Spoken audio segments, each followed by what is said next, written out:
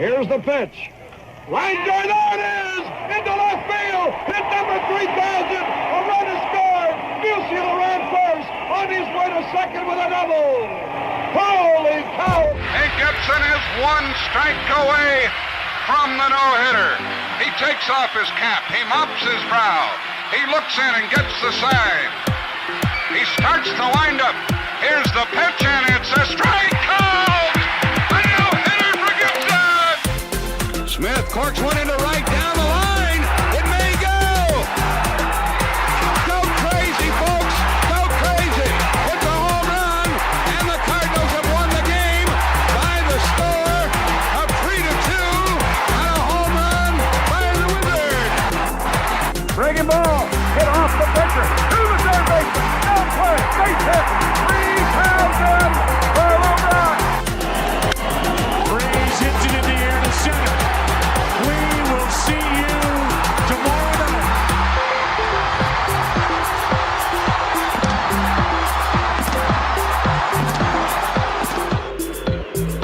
Shooter from the belt to the plate, a swing and a miss, and that's the winner. That's the winner. A World Series winner for the Cardinals. Left center, Bader, diving catch, what a play! Carpenter with a drive, into left center, at the wall, gone! It's gone! Three-run homer, Carpenter! DeJong with a drive, into deep left, at the track, at the wall, gone! Cardinals have the lead! The 2-2. Fowler swings and sends the ball into the right field corner. Hayward up and over the fence. Hayward got a glove on it. But Dexter Fowler has just walked it on. Michaelis with a drive.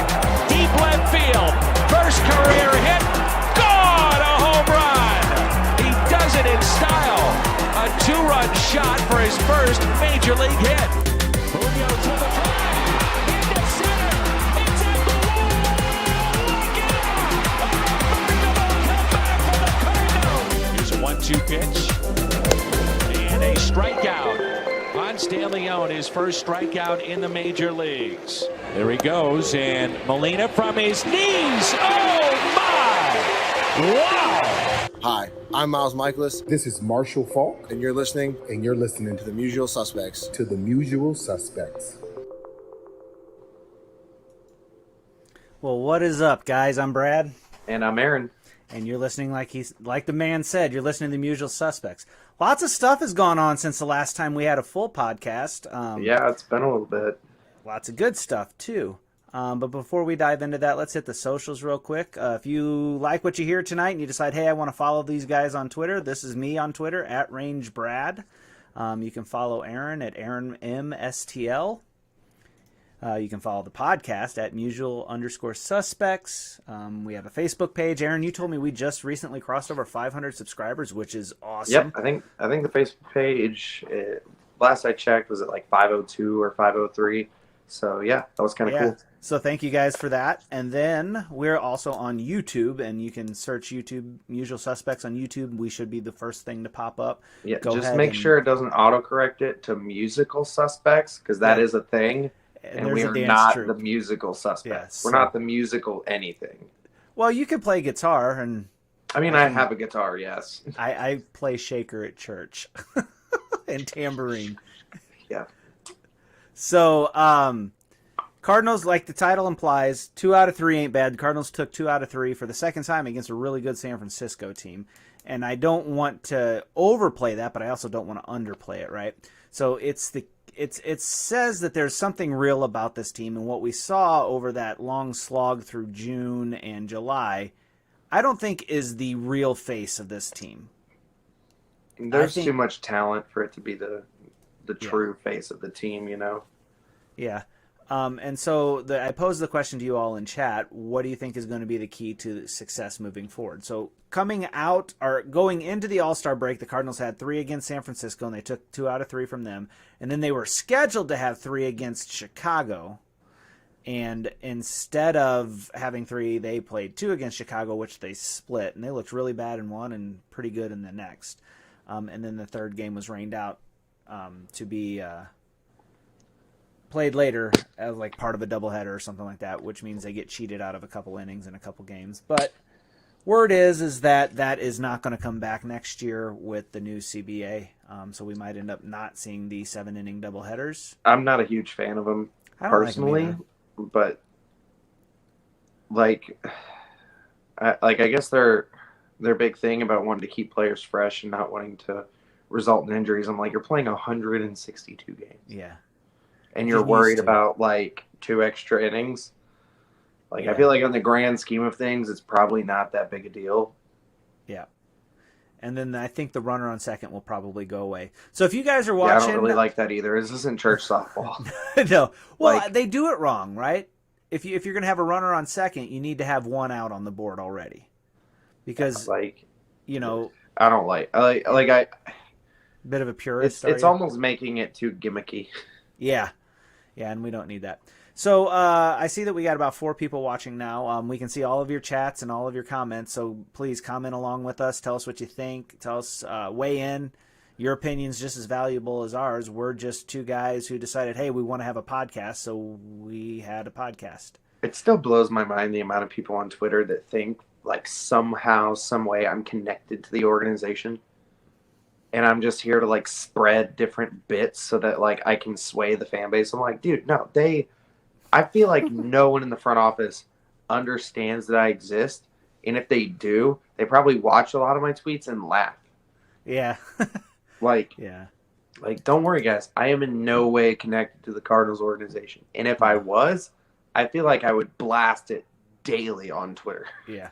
Well, I know I would because, when they play bad, I say they play bad. And when they play well, I say they play well. And I mean, I think that's what we're supposed to do as a fan base, right? So with that being said, they're playing well. Who have you noticed has been playing well? Goldschmidt looks like Goldschmidt again. Yes. DeJong has been playing really well. Let me see. I mean, those 2 in particular. KK's looked good. Yeah, I've been impressed with his last 2 starts. And then, I mean, even Wainwright, I mean, his last start wasn't great, but, like, for the majority of the season, Wainwright's been really solid. Like, I was looking the other day. He's on pace for, like, 180 innings, which is not what I would have penciled in for him at the beginning of the year. Yeah. I'm like, if you hit 150, I feel like you've hit the gold mine. And the fact that he's on pace for, like, 180-plus innings, it's like, that's pretty remarkable. Yeah. And he, like, when he takes the mound, you always got the feeling that that something big could happen, something amazing. Like, you're never shocked when Wainwright goes 9. Oh, no, it's like, honestly, he's like the only guy on the staff that I can see going 9. Here's another And I apologize for anybody who can hear my cats. They're being absolutely ridiculous right now because I just got home and apparently they want attention and I shoved them into the bedroom. And so now all they're doing is meowing and clawing at the door. So if you hear that, I'm not abusing my cats. I just would rather them not climb all over me during this podcast. Yeah. Well, and so Caleb brings up a great point here. Alex Reyes is 24 consecutive saves to start his career is a major league record. Now, those weren't all this year, right? That includes last year and this year, but he's like 20 saves or something. Yeah, like 24 straight saves. He's a perfect 24 for 24 in save opportunities to start his career. Yeah. So what do you do with Reyes next year? You put him in the rotation. Yeah. Yeah. This is what anybody who's arguing for him to stay in the bullpen is wrong. Like, I get it. Like, okay, so the only scenario I can see where you leave him in the bullpen is if you go out and you have like 5 solid starters, and that scenario is so remote. It's if you stretch Reyes out and you put him in your bullpen, he immediately becomes a top 2 or 3 starter for you. He's that good. Yeah, like I was listening to 101 ESPN today, and they were talking about this exact scenario. Like, what do you do with Reyes next year? Like, especially given how good he's been in the closer role. Should you just leave him there, or should you put him in the rotation? And I think it was BK that was talking about it, and he was like, if you put him in the rotation, like I'm penciling him in as like our number 2 guy, because there's no guarantee Waino comes back. There's talks that KK could come back. I guess like he wants to be a Cardinal for a little while longer, so it's possible that the Cardinals re-sign KK. But then Hudson's coming back from injury. Michaelis is coming back from injury. You've got a lot of question marks. It's like right now you at least see what Reyes is doing, and you're like, okay, that's productive.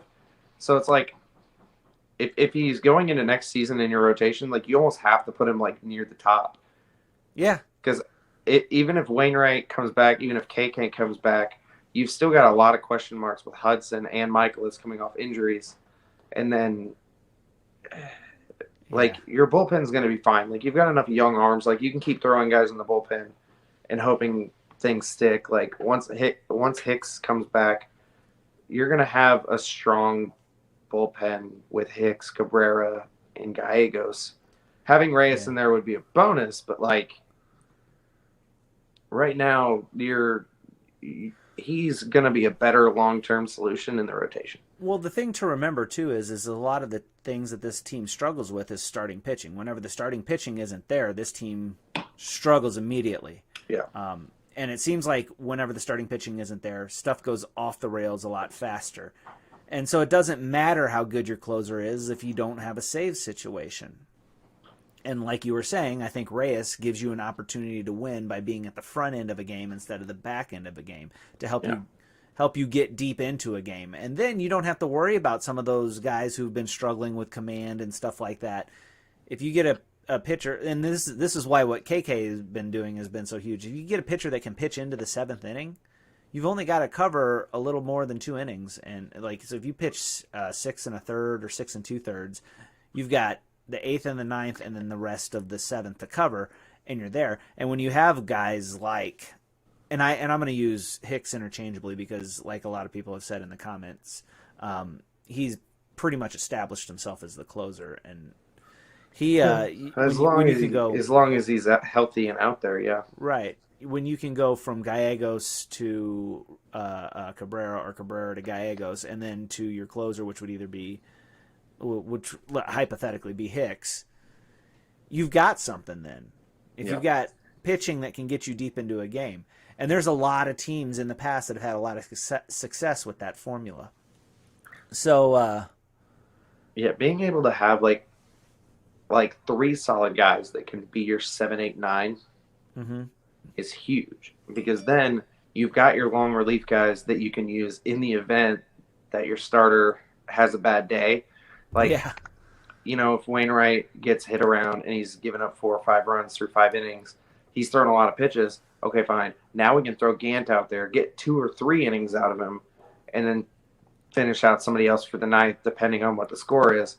But if you've got a guy that can go out there 9 times out of 10 and give you 7+ innings, and you only have to throw out 2 guys, you can use those guys interchangeably. You don't even have to have necessarily a 7, 8, 9. You can just have 3 or 4 guys that in any game can pitch 7, 8, or 9. And just use them sparingly, so that way you don't pitch their arms off. Because unfortunately for the Cardinals in years past, that's what's gotten rid of a bunch of relievers, is because it's like, hey, we're midway through the season and you're a reliever and you've thrown 60 innings. Yeah. What? that's a lot of innings on a reliever. Because it's not like a starter. Like people see starters pitching upwards of 200 innings. Yeah, but they've got 4 or 5 days of rest, whereas some of these bullpen guys are pitching like 3 or 4 days a week. Yeah.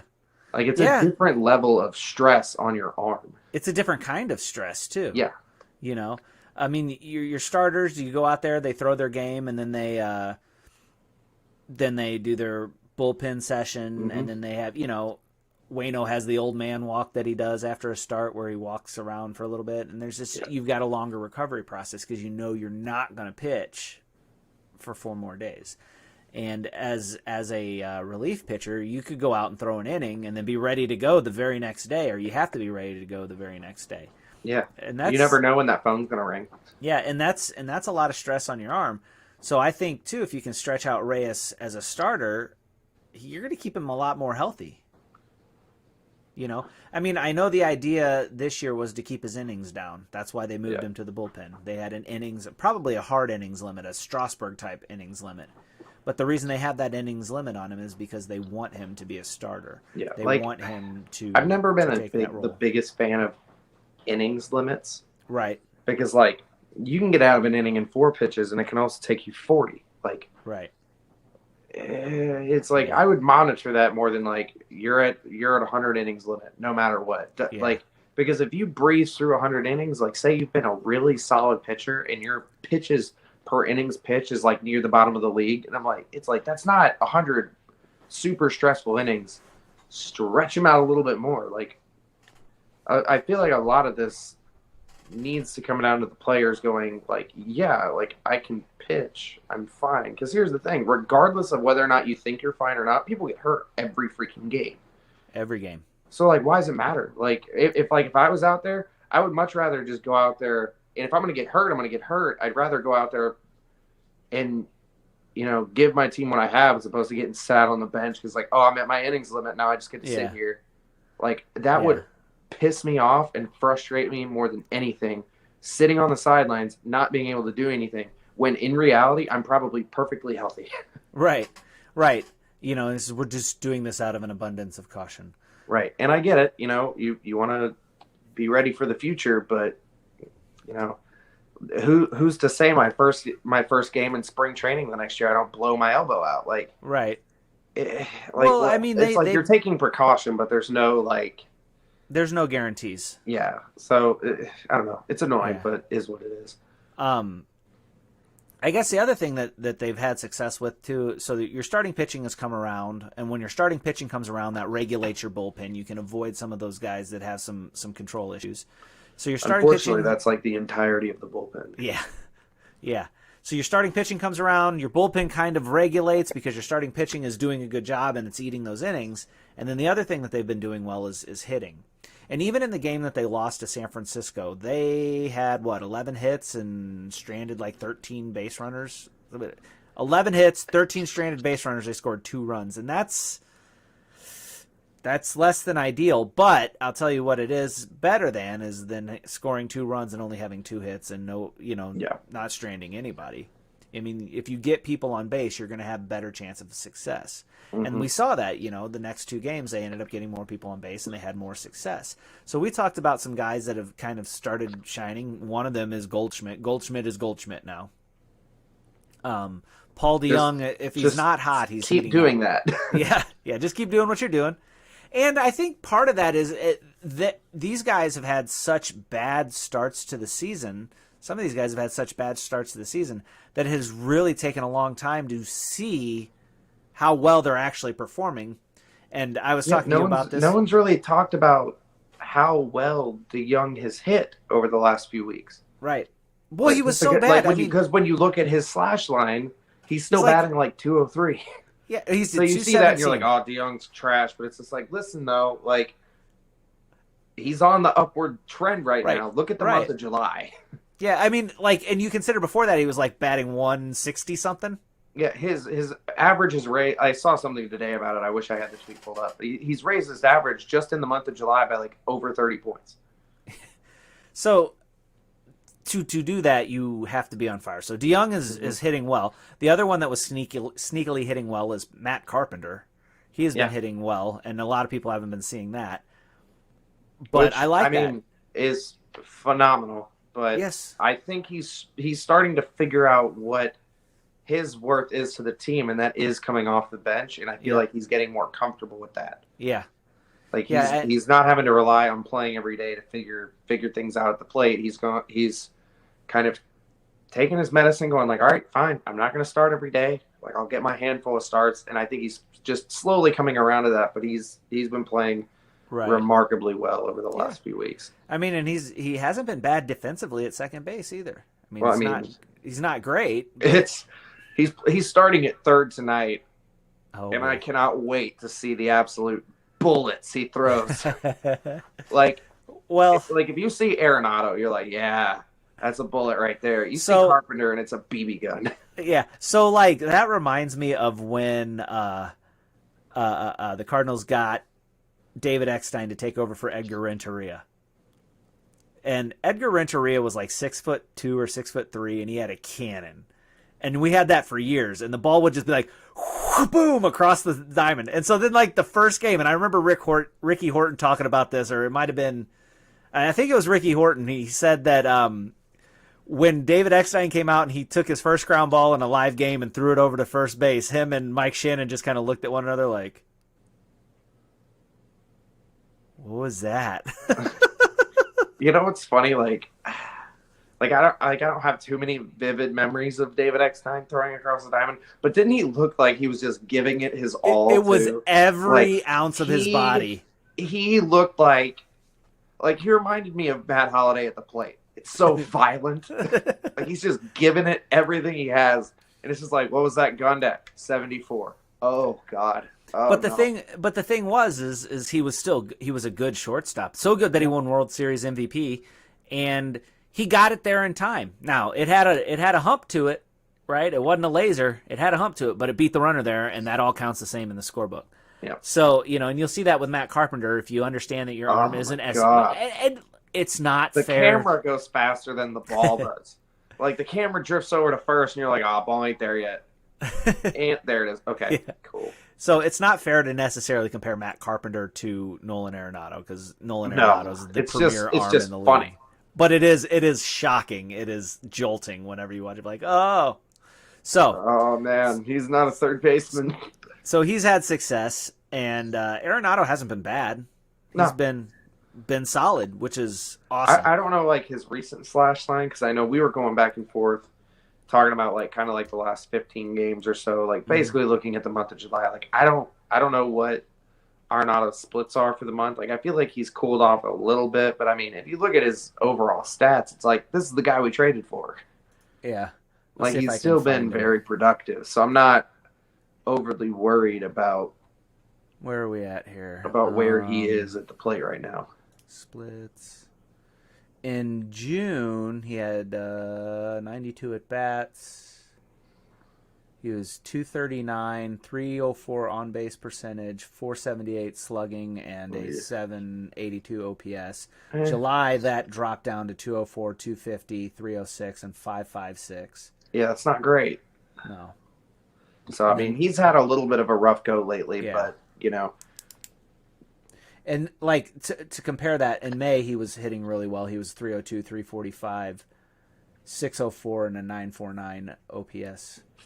I wish that. See, I wish that like everybody could get kind of on it together at the same time, because of course now you've got Goldie and DeJong starting to pick things up. I don't know what O'Neill's done over just this month, but like O'Neill's been hitting well. Carlson's kind of scuffling. He's been kind of backed off for a while. Like he started the year really strong and it's just been kind of slowly downhill since. Yeah. But it's like his rookie year. The same thing with Edman. Oh my God. Whenever I posted that tweet the other day about the Cardinals position players in F-War. Yeah. The amount of people that were like, how's DeJong fourth? It's like, or somebody asked me like how DeJong was better than Edman. I'm like, pretty simple. Yeah. Well, he's considered better defensive. Or no, somebody said it was something about DeJong over Sosa. Which, don't get me wrong, I like Sosa's energy on the field. Mm-hmm. But if you look at the metrics and even just the regular stats, kind of tell you this too. Sosa has a better batting average. It's still not great. Right. He's got a better batting average, but statistically speaking, DeJong typically does a lot more damage. And DeJong is still considered a better defender by most metrics. Yeah. So it's like when you put those two together, yeah, that's why DeJong still has more. And I think what's deceptive about that is people watched Sosa when he came in, and Sosa came in hot. He hit really well when he first came up to fill in for DeJong, and DeJong was kind of in a valley at that point. And so you that is what's in their memory is Sosa and DeJong. But I mean, even then, Sosa was still slapping a lot of singles. Yeah, But at that point, I think too, though, people were taking him getting on base over whatever was going on. You know? I mean, there was a time where DeJong came up and it almost felt like an automatic out. Yeah. But but what's really funny is when people use that phrase like, "Oh, he's an automatic out." I'm like, you do realize that like the best hitters in baseball are still not getting on base more than they are getting on base. Yeah. Like more than half the time. You're 70% likely to be an out. Yeah, it's like more often than not, every single player that comes up to bat is going to be an out more than they're not. So while right now DeJong, yes, is getting out even more. Like, relax. Like, they're all professional hitters. So let's talk about this, what Darren said here. He said the main idea is for your all-stars to be all-stars, namely Arenado and Goldschmidt. And if guys such as Carlson, Edman, and O'Neill come along, and it dramatically lengthens your lineup. Yes, but again, at the end of the day, you can't expect all of your offensive firepower to come from just two guys. You can expect your big power to come from two guys, but you can't expect all of your offensive firepower. Yeah, and one of the things I argue your 1 through 6 needs to be like pretty good. Solid. And they need to fit the role that they're in, and that's kind of where I was going with this. The Cardinals don't have a leadoff hitter. Nope. Whenever they were really hot in April and they jumped out to that big lead in first place and all that, was it April or May? But whenever they jumped out to the big lead, I think it was May. Edman was having a lot of success at the plate, and he was leading it off and he was setting the table. He would get on base, and that puts pressure on the pitcher because now the pitcher's got to focus on your leadoff hitter coming up. And then you've got a guy who comes up to bat, the rookie. You have Carlson up to bat with a guy on first base taking part of the pitcher's attention away. And then behind him, you've got Goldschmidt and Arenado. So Carlson started having success because he was put in an advantageous position. And whenever Edman kind of fell off as that leadoff hitter and they moved Carlson up to the leadoff hitter, well, Carlson lost his advantageous position, and now he has to be that, and he's struggling too. The Cardinals had a lot of success last year, and that was when Bader needs to bat leadoff. Well, that's an interesting thing too, because Bader's been hitting really well. He's like third on the team in walk rate. Yeah, lead him off. that's a really good point. Despite what people might think, he actually has a good eye. It's been in years prior, he's been just getting bit with that slider just off the zone, which looks, for 3/4 of the way there, it looks like a strike. Fun fact, I would miss that pitch every single time. He's a professional. I get it, but like he actually has a good eye. He's got like a 10% walk rate. Same with DeJong, which not enough people talk about. He's got like the third or fourth highest walk rate on the team. Like he's actually he walks a fair amount for a guy who strikes out as much as he does. like I would 100% lead off with Bader, because especially this year he's shown a little bit more discipline at the plate. His strikeout rate's down. Like I remember that tweet that I had like over 1,000 likes on it. It was probably like my most liked tweet ever, and it was just Bader's strikeout rate every year he's been in the league going to this year, and it's like a third of what it was. And everyone's like, what the heck? And I'm like, yeah, dude, I don't know. He's growing and maturing as a hitter. Whenever I got to watch him bat up close when we were down in Memphis, that's where I got this shirt. When we were down in Memphis, he was down there on his rehab assignment. It ended up only being like a 4-inning game because the mound fell apart. What? Okay.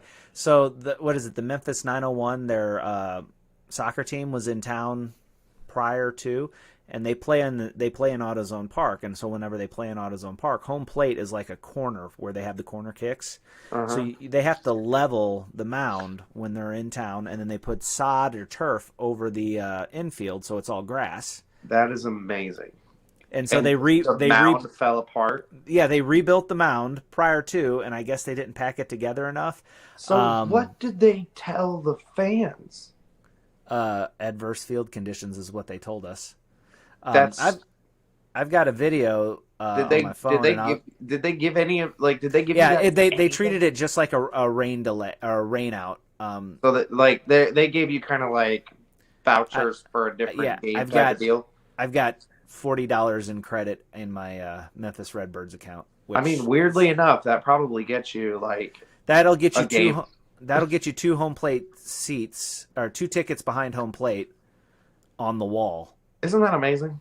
It's fantastic. You just got to go during a weekday. Shout out for the Memphis Redbirds. Speaking of Cardinals minor league baseball. I'm so pissed because not next week, but the week after, I'm going to be in Peoria from like that Thursday up until Sunday, and of course the Peoria They're out of team town, is going to aren't be they? out of town. They Yeah. come back like that following Monday. I'm like, should I take Monday off? Hey, I will say this: the Memphis drive is like a 4-hour drive from the St. Louis area, roughly. I There's just don't hotels. I just don't like Memphis as a city. It's I Like- wasn't Like impressed. that's my biggest hang up is just Memphis as a the city. food is I'm great, like, though. Man, it's like East St. Louis but bigger. So, but you can get a seat or a hotel room at the Holiday Inn right across the street from the ballpark, and you can just walk over to the game. And like, Yeah, if see, I that- had it to do over again, I would get tickets for several games, and just that would kind of be what I do. There's other things to do down there if you want to, but I mean, to go see a Memphis game, it's so cheap. I told Terry, Minor league baseball is one of like the best things to go do. It's Yeah. like you said, it's so cheap. Getting to see prospects is awesome. Like I feel like I've mentioned this before. I got to see Mike Trout play in Double-A. dude, I got to see That's Nolan freaking Gorman's. awesome. I got to see Nolan Gorman's first AAA hit and his first AAA at bat. Like that's super cool. Hey guys, get excited about Nolan Gorman. Dude looks Get- like be- stuff. be Dude, excited. homeboy needs to keep taking reps at second base. Call him up the rest end of the year. I don't care. Hey, if you need help, If they're That's a if they're chance. 10 games out of it in September, call them up. if Why they're not? in the thick of it, call them up. I mean that too. but- It's like, I mean, I'm telling you, the ball sounds different off of his bat. So anyway, we kind of got sidetracked, but I kind of want to get back to what I was talking about. I got to watch Harrison Bader take at bats up close and personal, and he was surprisingly, it was funny to watch him walk around when the delay was going around because he was big dog, right? yeah. He is big show. That's his personality. Love it or hate it. That's just who he is, and I don't have a problem with it. But when he took his at-bats, he was very methodical about what he was trying to do. And I was really impressed with it. Like, you could see it. It wasn't just like he's just up there swinging willy-nilly. He had a solid approach to his at-bats. So I think he could work as a leadoff hitter. You know? I mean, like Terry said in the chat, like his like he's having a lot of fun, and his vibe and like just his overall attitude is a spark for this team. Mm-hmm. And he like I feel like more and more people are getting on board with the idea that he provides more value to this team than people realize. Yeah.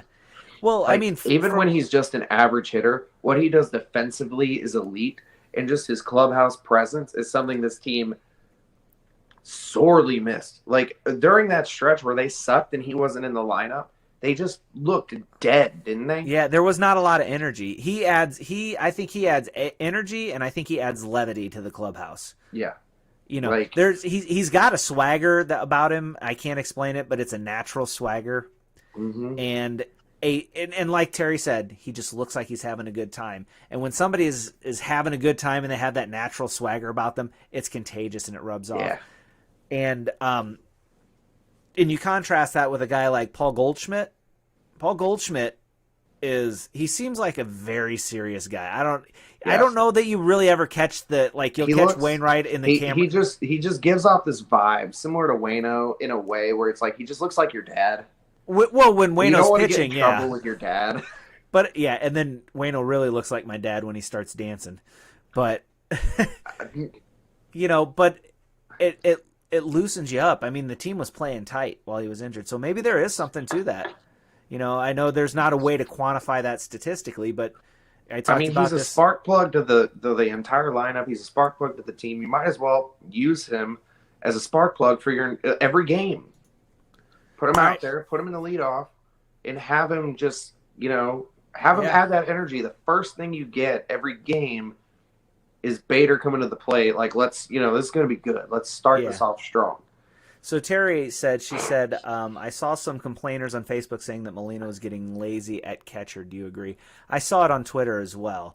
And I do think sometimes there are balls that have been getting by him lately that he would have blocked normally that he's just letting get by him. And I don't know that it's lazy, though. I think he's hurt. It wouldn't shock me. He didn't go to the All-Star game because of his foot. and I've watched him run down the first baseline a couple times, and he's got a limp. I just feel bad for He was Kisner. hobbling. Oh, I know. Like, it's the same thing that happened to Kelly, man. Like, because like I've seen these talks too of the Cardinals possibly looking for an extension for Molina for like another year or two. It's like, good Lord, are any of these guys coming up ever going to play? Yeah. Like, we thought 3 or 4 years ago that Carson Kelly was going to be the heir apparent. Like, this is going to be the guy. Right. And then Yachty keeps playing, and we're like, all right, well, I guess, like, we don't want to have Kelly sit in the minors anymore. Like, he does no good to us sitting on the bench either. Maybe we could trade him for some assets. That could be nice. All right, cool. We got Paul Goldschmidt out of it. This is awesome. And it's like, and we've got this guy Kisner coming up. He can be the guy. And now it's like, good Lord, we're about to trade Kisner, and we're going to be saying the same thing about Herrera coming up. Like, all right, Yeah. I guess Herrera's going to be the guy. Which and then, Herrera's good Lord, Molina's going to play till he's 50. We're going to trade Herrera for Tatis in a few years or something. I don't know. Yadier Molina is going to be the Bartolo Colon of catching. I mean, don't get me wrong. There's a point where I'm like, yeah, I want to see him keep playing. This is awesome. But, like, then there's, like, that other side of me, that, like, baseball-minded person that I'm like, this is a terrible idea. Yeah. Like, does nobody else see this? Like, Yeah. at a point, you're doing it almost for, like, nostalgic purposes. Well, like, you do. You want Yadier Molina to retire a Cardinal. 100%. You do. But you also want Yadier Molina to recognize that he needs to take a break every now and then, and it's okay to let somebody else have like 3-4 starts. Right. It's like the team that's going to end up signing Pujols in the hope that he can hit like milestones as a home run hitter, even though he's only batting like 180. Right. Like, he's playing phenomenal for the Dodgers. Don't get me wrong. And, like, you know, if that keeps happening, awesome. But, like, it's starting to get to a point like that where it's like, at what point do you have to just get hit with the realism of, like, hey, you know, if you're looking to win ball games, like, if that's actually your goal, this move no longer makes sense. Right. And it's getting to that point where it's like, he's still productive at the plate. His first couple, like the first month or so, he was like really hitting well, started to cool off, clearly some injury problems. It's like, Yeah. you know, you can condition yourself as well as you want. There's just a point where it's like, it doesn't matter. Like, your body's just going to stop saying yes. Yeah. You're absolutely right. You know, Derek says Yachty's better. Yachty's greater than big, sexy Bartolo Colon. Nice. Wait, yeah. Yeah, We're that just talking big, about sexy the colon right there. Yeah. Oh my gosh. So, like, but yeah, you know, your body, you can't outrun Father Time. You can prepare yourself as well as you can. But I will tell you this, there is no position on the field that is rougher on a body than catching. Yeah, I was just thinking that. Like, there's not a more grueling position to try to sustain this long of a career at. You're in a, I mean, just think about this. You're in a squat position for the better part of 2.5, 3 hours. Yeah. And the better part of your 162 game season, you're wearing that heavy equipment while out in the middle of the sun. I mean that's just going to wear on you. His thighs probably look fantastic, but that's not the point. But, you know, it hurts your knees. Then you've got the foul balls that hit you. I mean, there's padding there, yeah, but eventually that stuff catches up to you. Yeah, remember he broke his balls 2 years ago? Well, we blame that one on Jordan Hicks. Well, I mean, yeah, but, yeah, miles I mean, he an hour had, doesn't hurt. It doesn't help, but still, like, well, that's the thing that happens. You know, if he was 28, maybe he catches that ball. I don't know. Like, I'm guessing. But like, he's had a very long career. And if you look at the amount of innings that he's caught compared to his peers over that time, like, it's astoundingly in favor of Yadier Molina. Like, he's out there more than everyone else. Yeah. Which is a testament to how, you know, how good of a player he is, how tough he is. But, like, at a point, it's like, dude, it's like, there's a point where you have to just say, all right, you know, this is it. Like, I think if it's true that they're talking an extension for next year, I think that there's a possibility of Wainwright returning also. Oh yeah. Because I know Wayno said that, like, he said something like a couple weeks back where it's going to be like this year or next year is going to be his last. Yeah. So Well, I think he's banking on Wayno giving it one more year and then riding off maybe in the doing sunset. something after that. Yeah. Well, I think Wainwright has some concerns about the labor negotiations that are coming up next year. Next year could be it could be an abbreviated season, because of the CBA and whatnot. So we'll see what happens with them. I don't know that, like, I don't hate bringing Yachty back for another year, but I don't love it. I mean, the guy has to let somebody else play. Like, if he's willing to do like a 60-40 split, sure. Mm-hmm. But I don't think he's going to do that. No, I don't think he would let himself do that. And I don't see why not, though. I mean, you could help. Pride, maybe? I don't know. Well, here's the thing. You've got a legacy, but you can pass your legacy on to the next guy. You know what I'm saying? If he teaches Kisner to be the catcher that Yachty was, or to mimic the catcher that Yachty is and was throughout his career, his legacy continues on longer than he will be able to play baseball. Do you think that Yachty thinks Kisner's the next guy? Or maybe do you think maybe he's got like something in his mind where he thinks maybe Herrera's that dude and he's giving him more time to like? I have no idea. Like, what's the hook? Like here's I think he loves playing baseball, and I think he's probably the most competitive guy on the team. Probably. And if he's the most competitive guy on the team, he's like that guy in the pickup game that's always wanting the ball for the shot, no matter how many times, no matter how covered he is. Yeah. I'm wide open. It's like there's 4 guys standing on top of you. I'm going to throw it to the guy that's standing underneath the hoop for the layup. You know what I'm saying? And then he clanks it, and you're like,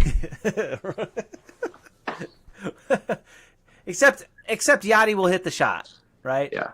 Every now and then Yachty will hit the shot. So, I don't want to talk about him in that light, but I do think that he needs to kind of start realizing that it'd be better for him, right? Yeah. His numbers, his stats, everything's going to look better except for the whole Iron Man thing, right? Because the longer he plays these longer stretches where he doesn't get a start, it wears on him. You can see it. His batting average drops, his on-base percentage drops. Everything goes down as he goes through these stretches, and he gets worn out. And then people get mad at him because they call him lazy. And he's like, maybe he's not lazy. Maybe he's just worn out and too stupid to take a break. Yeah, I mean, right? So the Cardinals are playing the Cubs. Mm-hmm. Man, they really need to win this series. Yes. They're 2-6 against the Cubs this year. That's not acceptable. That's really, really bad. But Terry said that the Cubs didn't score in the first, so that's good. Well, that's good. But what do you think? Because I saw something a couple weeks ago from Mozeliak saying they're in the market, maybe address the starting pitching. And then I saw something yesterday or the day before that they're like, oh, I don't think we're going to be buyers or sellers at the trade day. That's the one thing that they can't do. What do you mean? What do you mean you can't be buy? What? You better be buyers. That's the one thing that they can't do, because all that does is allow the team to stale. If you're a seller, at least you can get some return in the form of prospects. And if you're a buyer, well, I don't know, but that's what I'm saying. You do need to address the bullpen or the starting pitching. Again, I would love the idea of them going after a starter. I saw that they went to Cole Hamels' little whatever he put on, and I'm like, yes, do that. Don't care. That's a good deal. Sign Cole Hamels. Give him $5 million or however much money. Probably honestly, just find out how much he wants for the rest. Season. Yeah, just what do you want for the rest of the season, and then you can really show your stuff. I give him 2 years. I give him this year, next year, and I give him $2.5 million plus incentives. Well, I think what I would do is I'd try to get one of those Lackey style contracts. Do you remember that? John Lackey, where he said that he wanted this much money. This is when he was in Boston. I want this much money, but if I get injured, I'll play the rest of my contract for the league minimum. And he came to the Cardinals. He played 1 year under the big contract. They got hurt, and then they paid him the league minimum the rest of the time. Yeah, that was like I wish more deals were like entirely incentive based, because I don't know. You want to incentivize good play? Right. Yeah. Like, I'm getting tired of all these guys suddenly having a resurgence because it's their contract year. Like, get out of here. You want them to make money for what they are doing, not what they've done in the past. But here's the thing. I think it should be kind of a mixture. Like, yes, if you've had a lot of past really good, solid play, we'll start your base salary higher with the possibility of earning even more. Whereas what you've got guys that are like really low level, kind of like they've been mediocre for their whole career. Like, you do give them incentives in the event that they play really, really well, but you're not going to give them like $50 million because they suddenly had like an MVP season. Like, no, dial it back. We've never seen you do that before. Yeah. But we are willing to give you some like extra incentive if you do play well. Like, that needs to be a more regular thing in all sports. Right. Like, I don't see a situation where they actually do it because, God forbid, I have a good idea. Well, Like, it's a good idea for. It's great in theory. It's a good idea for the ownership and for fans, right? Yeah.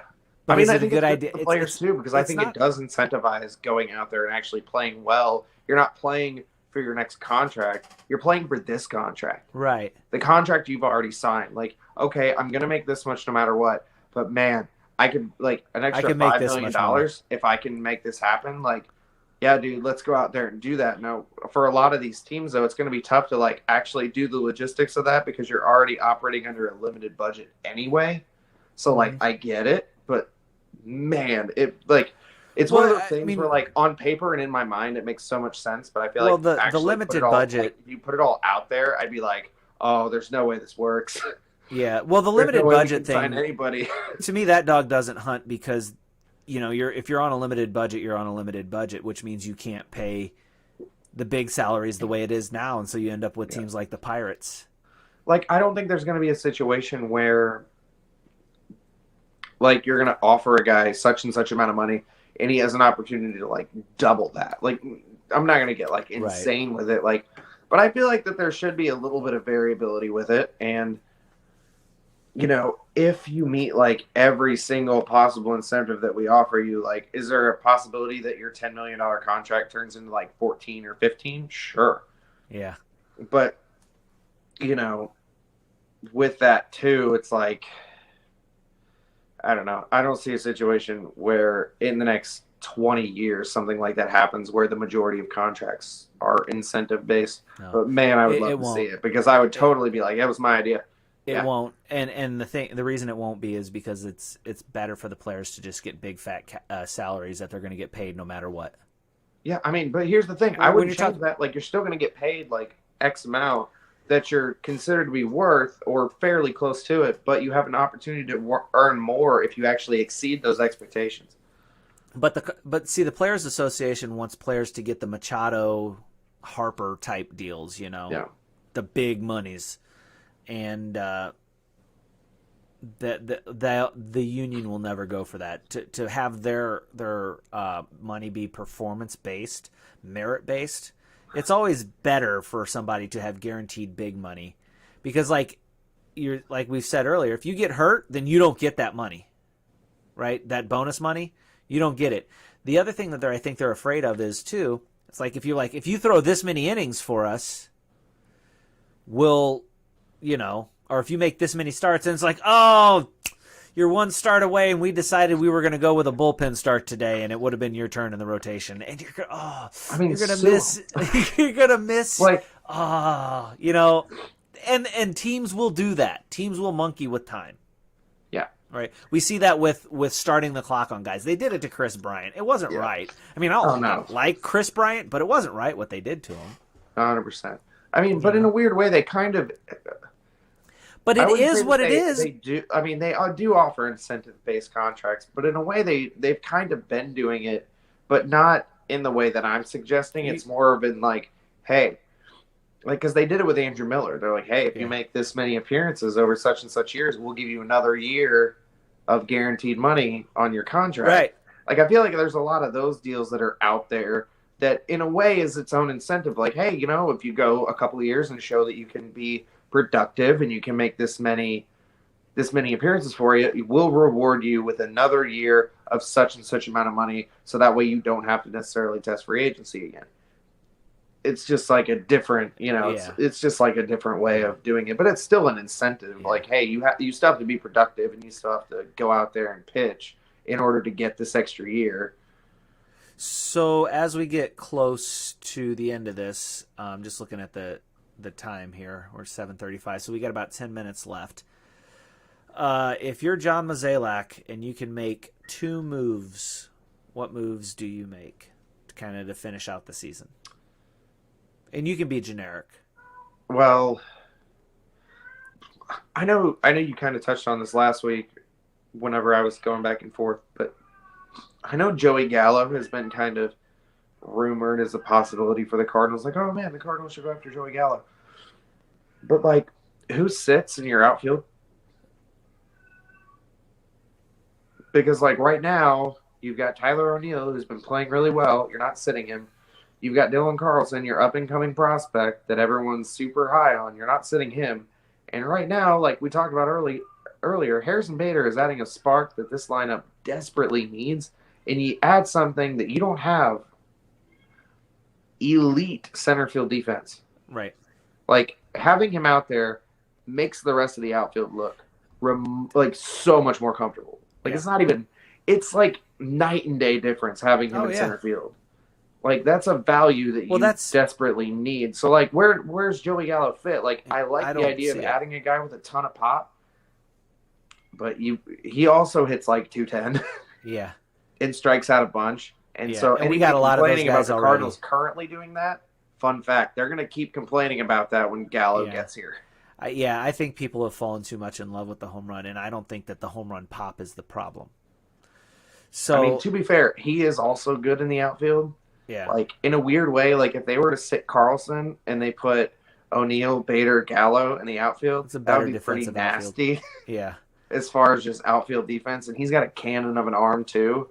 Like, so it'd be super cool seeing the Smash Bros in left and right hitting bombs all day, and then Bader covering center. But there's no way that you sit Carlson. And right now, I don't think you can justify sitting Bader or O'Neill. No. Like, it's a move that, to me, doesn't make sense. So I don't understand why all these baseball writers are like, the Cardinals should go after Gallo. Well, they think that the Cardinals need outfield help, and that's not where the problem is in this team. They need outfield depth help. They don't need outfield help. Now, to be fair, if they were to get Gallo, having a guy like O'Neill, Bader, or Carlson as your bench guy is an upgrade to your bench, but like at what cost exactly? Well, and I think at a negative to the outfield in general. Right. So like, you don't upgrade your bench by downgrading. Sense. You know what I'm saying? You don't upgrade your bench by downgrading your starters. That's not how you do it. And trading for Gallo to put him on your bench doesn't make sense either. No, because he would command too much. I think the Cardinals need to find a starting pitcher, not necessarily a number one guy, but a starting pitcher. I really like Danny Duffy out of Kansas City. That might be a good way to go. He just came off the IL, so you've got a little bit of worry there for injuries. But he's having like a really solid year, and I don't know, something about having another lefty I think could be really interesting. Oh, yeah. And, he's already in Missouri. He wouldn't have to travel far. Yeah. I don't know. Like, that's been a guy that's like floated through my head of like, I feel like that could be an interesting move. I don't think he makes a ton of money. And to my knowledge, he's a free agent at the end of the year. So I don't think you're going to have to give up too much as far as cost. And I don't know. Like, yeah. And Kansas City, I don't think is still really in the hunt. I know they started the year off really strong, but I think now they're kind of they fell apart, going back to earth because they're Kansas City. Yeah. Well, and like I said, I don't think you need to have a top tier starting pitcher. Like, would getting Max Scherzer be cool? Absolutely. They're not going to do it, but they're not going to do it. And because it would cost too much to get Max Scherzer. They'd have to give up a top prospect, and right now you cannot touch Gorman or Liberatore. Right. in like a couple years prior, I would have been like, yeah, you can get rid of Gorman. But man, seeing what he's doing right now, don't touch him. No. Just bring him up in a couple years, throw him in second base. Well, And like, as much as I like Tommy Edman as a guy, like I do not think he's your long-term fit. Well, there's a reason that they're grooming Gorman to play second base. Yeah, because you've got Arenado. It's because you don't. Well, it's because you don't see Tommy Edman as being the long. When you decide second base is where we're going to put him, you're saying that Tommy Edman's not our guy. I mean, to be fair, but what's the alternative? Keeping him at third? Because he's not going to play over Arenado. And like, as far as other positions, where is there a possible opening? You can't move him to first because you got Goldschmidt. Does he really profile as a possible outfielder? I doubt it. And then profile you've got as an outfielder over. I don't think he has the range for short. No. So that kind of leads second base. It's like, okay, is second base a position that we've completely locked down? No. No, you haven't, because you start Matt Carpenter there sometimes, and you start Tommy Edman there sometimes, and like start it's a position Sosa there that sometimes. Could use an upgrade, and he's a guy that can fill the role. Like, right. But considering infield upgrades, do you think it's possible they go after a shortstop in the offseason, or is it really going to be dependent on how DeJong finishes the year out? I think it's going to be dependent on how DeJong finishes. I don't see them moving him. I don't think they give him that team-friendly deal just to get rid of him in 2 years. Well, like, I mean, if like he's not producing, there's too much possibility there to just give up on him. Now, you're thinking, so that's what they call the sunk cost fallacy, right? It's like, we've got too much invested in this guy, we can't let him go. But no, what you got to look, they don't have a lot invested in him. Which is exactly why you can let him go, because you still need production out of that position. Now, if he keeps getting it, well, you are now, right? And that's why I said if he finishes, it's just completely on how he finishes out the year, right? So if we have a month of like really great production out of him, and then he scuffles the rest of the way, yeah, then you have a track record of not performing. But if he shows promise throughout the rest of the year, then I don't think you move on the shortstop. But I mean, even taking last year into consideration, like overall offensively, yes, he has been below average. But if you look at his defensive metrics, he's been enough above average that I'd argue that he's at least an average shortstop. Well, like, unless you're getting a guy that's an actual upgrade, right? What's the point of moving him for the amount of cost that you do have into him? But that's the thing, right? You don't move anybody if you're not getting an upgrade. I'm not saying you move him just to move him. But with that said, if they were able to go out and get Trevor Story next year, screw it. Exactly. Move DeJong to second. I don't care. There's nothing personal here, Paul. That's Trevor Story. And you're good, but he's really good. Get Trevor Story, move DeJong to second base. Make DeJong your emergency catcher. He caught at Illinois State for a little bit. Make it work. Yeah. I don't know. I've been such a DeJong I wouldn't say fanboy, but like I feel like I've been on the train of like I really think there's something here more than others, and it's really funny because like a few weeks back I was just like, man, I'm not ready to give up, but dude, it is a struggle bus right now, and everyone's like, no, you need to give up, dude, he sucks, and it's like funny how over the last 2 weeks when he's been absolutely raking, I haven't seen all that on Twitter of everyone saying DeJong sucks, but they're not going to acknowledge that he's playing well. No, and that's unfortunate, right? Again, and I talked about that in the last episode of Cards and Coffee. These are people out there. These are human beings out there playing. They're not numbers on a stat sheet, and they're not there to make you happy all the time. So you got to remember that. And you give credit where credit is due. If you're a fan, you want to root your team on. You get upset when they're not playing well because you want them to play well. I've said this before, like, especially in weeks prior, because, I am more of I'm trying to think of the word, but like maybe like a Paul DeJong apologist in a way where I'm like, look, guys, like I know you're frustrated, but like I feel like there's still something here, and I feel like he's the scapegoat because it's like at the time it's like, hey, no, like I understand that DeJong's not playing well, but you know who else isn't playing well? The rest of the team. Right. And I feel like they're just focusing on DeJong, and they're just like trying to like dig into it's almost like they're looking for someone to blame it on, and they're like, dude, we need more production from DeJong. This is ridiculous. Blah, blah, blah, blah, blah. He freaking sucks. Whereas it's like, hey, you know who else has really been bad this month? Goldschmidt. Why aren't you saying Goldschmidt sucks? Oh, because he has a track record? That's like literally the only reason why? Shut up. Like for a while, it was like the entire team is struggling.